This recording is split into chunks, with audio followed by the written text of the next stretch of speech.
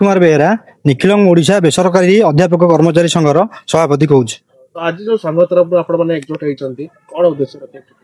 आम आज एकजुट होइतिलु कि आमर मुख्य प्रस्ताव थिला 18 परवर्ती जो कर्मचारी वृंद रहिले सेमानकु जीआईए परिसरभुक्त करिया पे सरकार गदरे आमर दाबी आपण मानक माध्यम रे आमर प्रमुख दाबी होची जीआईए 18 परवर्ती 118 परवर्ती जो माने स्टाफ रहिले सेमानकु जीआईए परिसरभुक्त करा जाऊ एवं ग्रांटिनेटेड परिसरभुक्त करा जाऊ। दाबीटी आपण उपस्थापन करतली सरकार रे लिखित भाव रे जणाइतन दाबी आमे सरकार के बागरे लिखित भाव रे दाबी आमे उपस्थापन ऑलरेडी करि सारिजु विगत 2 मास होला मते सरकार गदरे उपस्थापन प्रतिश्रुति आपन कोन मिली सरकार मध्य हम प्रतिश्रुति देथिले आलोचना को डाकिबे बोली वर्तमान सुधा हमको आलोचना परिसरभुक्त करा जाय नै आमर मध्य संघ तरफ विश्वास अछि आगामी किछि दिन मध्य रे सरकार हमको होयतो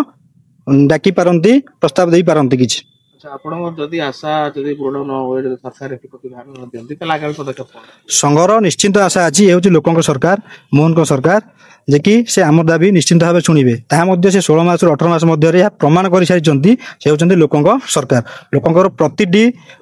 जो अव्यवस्था को से निश्चित भाव समाधान करूचंती संघ से पर्यंत जीव नाही ता पूर्व से ए समस्या समाधान निश्चित भाव करिवे।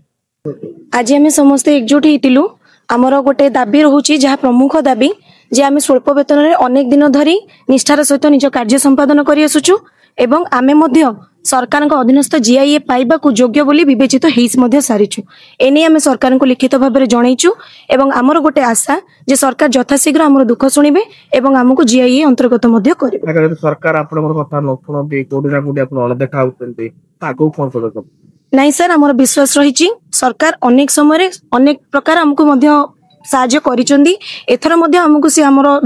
दाबी सुनिबे एवं हमको उपयुक्त अधिकार मध्य देबे ए विश्वास संघर एवं आम समस्त सदस्यंकर रही।